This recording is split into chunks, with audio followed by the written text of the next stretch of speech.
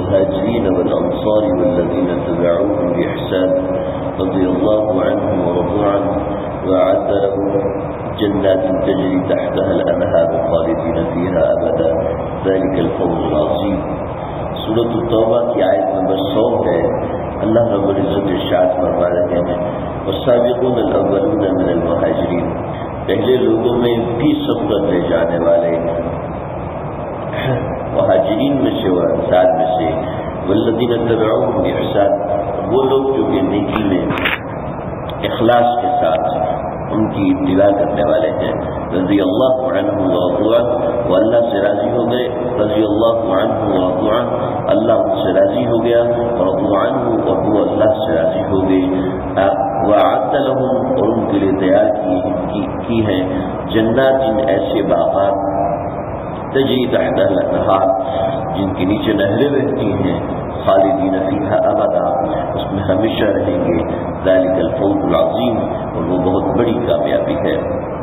کل ذکر ہو گیا تھا والسابقون الاولون من المہاجرین، کہ مہاجرین میں جو سبقت لے جانے والے، اصل بات یہ ہے کہ تمام صحابہ قبول ہیں، تمام صحابہ جو ہیں وہ جنتی ہیں.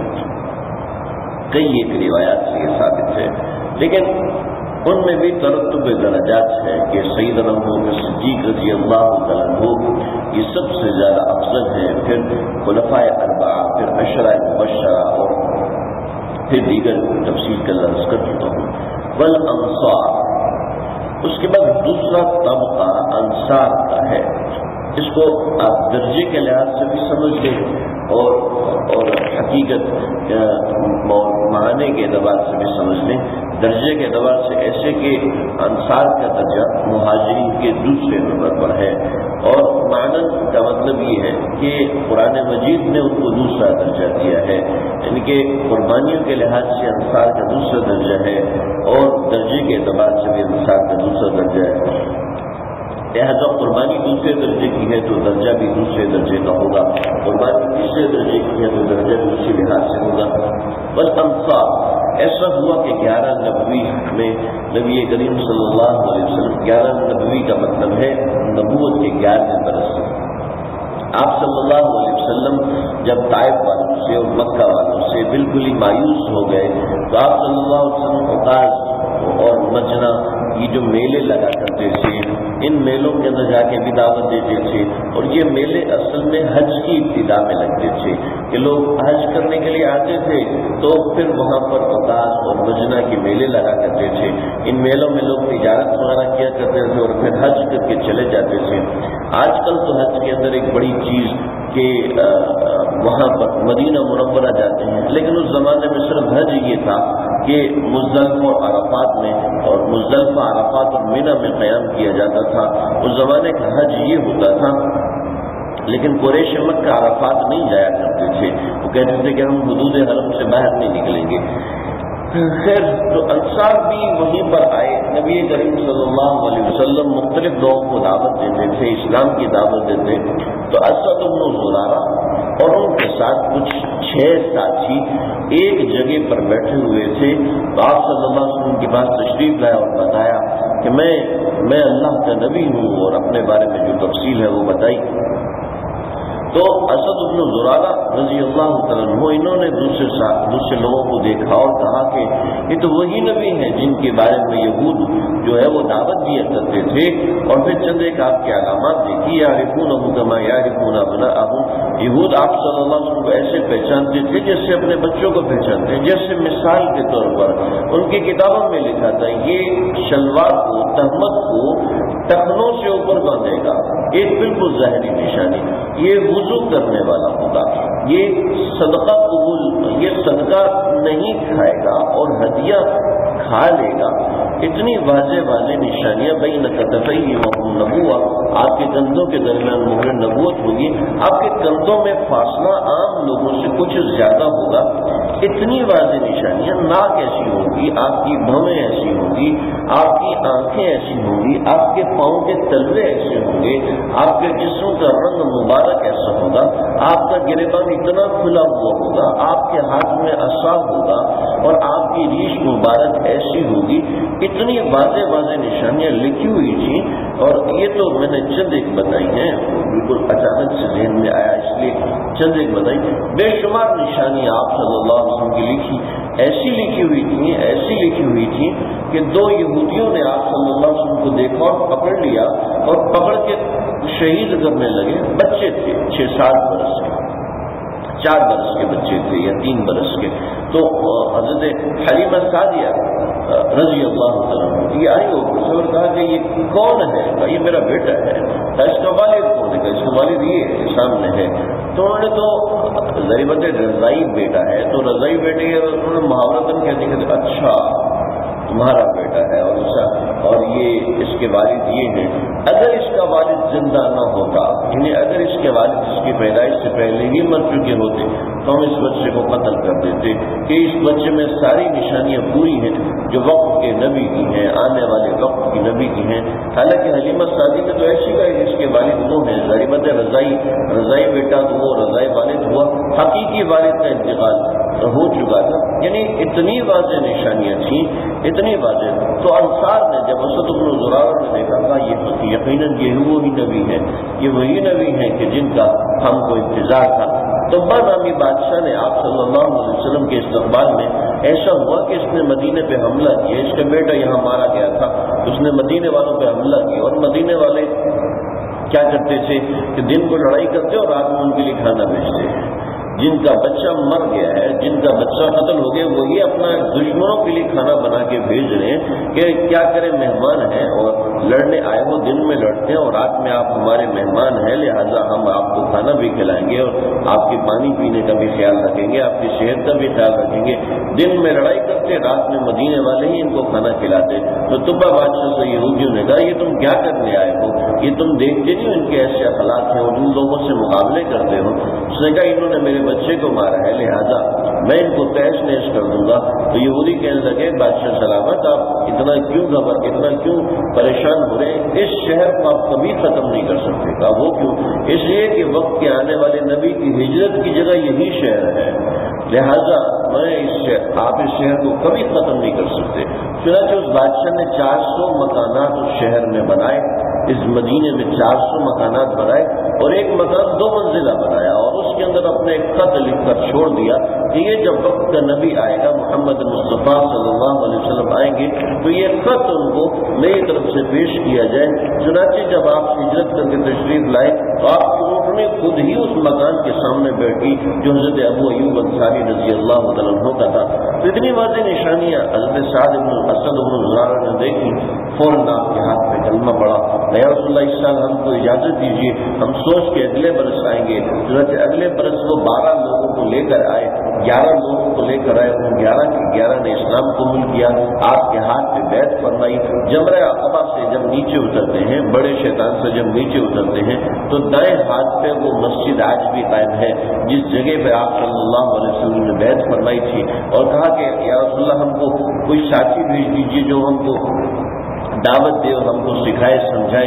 چنانچہ آپ صلی اللہ علیہ وسلم نے حضرت مصعب ابن عمیر رضی اللہ عنہ کو پہلے مبلغ کے طور پر، پہلے دائی کے طور پر اور بھیجا۔ ان کو المقری کہتے تھے، حضرت مصعب بن عمیر کو۔ حضرت مصعب بن عمیر گئے اور آپ صلی اللہ علیہ وسلم کی طرف سے تبلیغ کیا، اور اگلے برس 83 لوگ آپ کی خدمت میں حاضر ہوئے اور سب نے آپ کے ہاتھ پہ بیعت کیا، اور پھر آپ کو دعوت دی کہ آپ ہمارے پاس ہجرت کریں۔ چنانچہ یہ لوگ انصار بنے، یہاں سے مدد آنا شروع ہوئی انصار کی طرف سے، جو 13 ہجری ہے، 13 نبوی ہے، اور 13 نبوی کے بعد آپ صلی اللہ علیہ وسلم نے ہجرت فرمائی، اور ہجرت فرمانے کے بعد یہ لوگ انصار بنے۔ انہوں نے آپ صلی اللہ علیہ وسلم کے ہر موقع پر یہ بڑا تفصیلی واقعہ میں نے بڑا اختصار کے ساتھ عرض کیا۔ والذین اتبعوہم بإحسان، اور تیسرے درجے کے وہ لوگ ہیں جنہوں نے ان دونوں کی اتباع کی۔ جو ان دو کے پیچھے چلے وہ تیسرے درجے کے لوگ ہیں. صحابہ کے دو درجے ہوئے، ایک انصار اور ایک مہاجر، یہ درجے ہوئے. اور تیسرے والذین تبعوہم بإحسان، جنہوں نے ان کی اتباع کی. بعض لوگوں نے کہا اس سے تابعین مراد ہے، لیکن صحیح قول یہ ہے کہ ان میں آپ اور ہم سب لوگ اس میں شامل ہو سکتے ہیں. شرط ہے کہ ان کی اتباع کریں اور بإحسان، نیکی کے ساتھ اتباع کریں. نیکی کے ساتھ بہت سے لوگ ایسے ہیں جو محض صحابہ کے نام کو حجت بنا کے اپنے مضمون مقاصد پورے کرنے کی کوشش کرتے ہیں. ایسا نہ ہو. ان سے بہت سی مثالیں ہیں. بطور مثال آپس میں لڑائی ہو رہی ہے، کیوں لڑے؟ علی اور معاویہ نے بھی تو لڑائی کی تھی رضی اللہ تعالیٰ. ان کی لڑائی تو اللہ کے لیے تھی، تمہاری لڑائی تو نفس کے لیے ہے.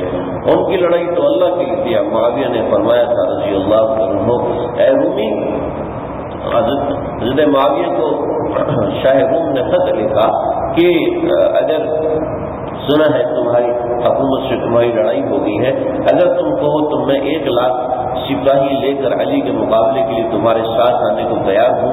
میری طرف سے کون ہو گئے؟ تو حضرت معاویہ نے جواب دیا، یا کلب الروم، اے رومی کتے، اگر علی کے خلاف تیرا ایک قدم بھی بڑھا تو علی کی طرف سے آنے والا پہلا سپاہی معاویہ ہوگا.